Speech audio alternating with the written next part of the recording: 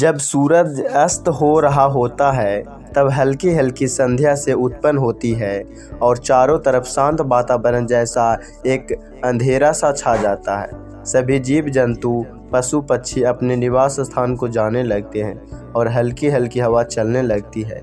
हम जब आसमान की ओर देखते हैं तो सूरज अस्त होता रहता है। सभी आसमान में तारे टिमटिमाने लगते हैं। कुछ तारे अत्यधिक चमकीले होते हैं परंतु कम चमकीले होते हैं। अधिक चमकीले वाले तारों पर हमारी नज़र जल्दी पहुंचती है परंतु कम चमकीले वाले तारों पर हमारी नज़र बहुत कम ही जाती है। इसलिए हम उन पर ध्यान नहीं दे पाते और उनकी सुंदरता फीकी पड़ जाती है।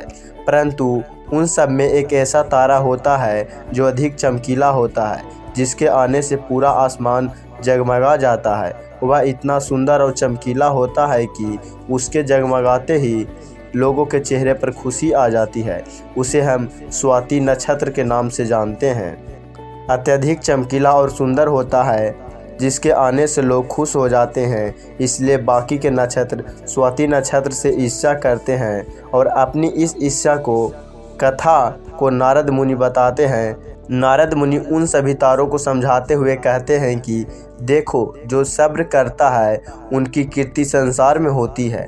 मुझे प्रतीत होता है कि आप लोगों में धैर्य नहीं है, इसलिए आप लोग संध्या काल में होते ही तुरंत जगमगाने लगते हैं। लेकिन स्वाति नक्षत्र अत्यधिक समय के बाद आसमान में निकट आता है, तभी उसकी प्रतिस्पर्धा इतनी अधिक होती है, तभी सभी लोग के चेहरे पर भी मुस्कान आती है। इसलिए कहा जाता है कि हमें सब्र करना चाहिए, क्योंकि उसका फल मीठा होता है। यदि तुम देर में आसमान में टिमटिमाते होते तो तुम्हारा भी महत्व होता और लोग तुम्हें भी अलग नाम से जानते। नारद मुनि द्वारा समझाई गई यह बात सभी तारों को समझ में आ गई।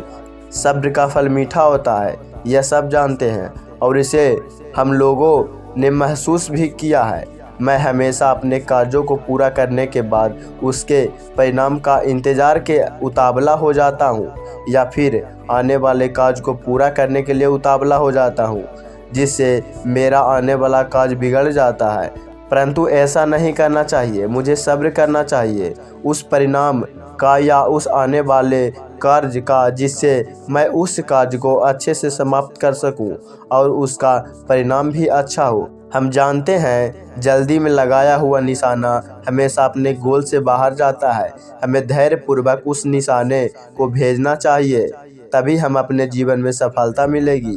हमें किसी भी कार्य को धैर्यपूर्वक करना चाहिए, तभी सफलता के दरवाजे खुलते हैं। धैर्य ही एक ऐसा शस्त्र है जो विकट परिस्थितियों में मनुष्य के मस्तिष्क को संतुलन बनाए रख सकता है और उसको आगे आने वाली चुनौतियों को से निपटने के लिए नए मार्ग को बतला सकता है। बड़े बड़े महात्मा और महापुरुषों द्वारा बताई गया है कि हमें किसी भी कार्य में सफलता पानी है तो चिंता मुक्त होकर काम करना चाहिए और सब्र करना चाहिए। परिणाम की सफलता अवश्य मिलेगी।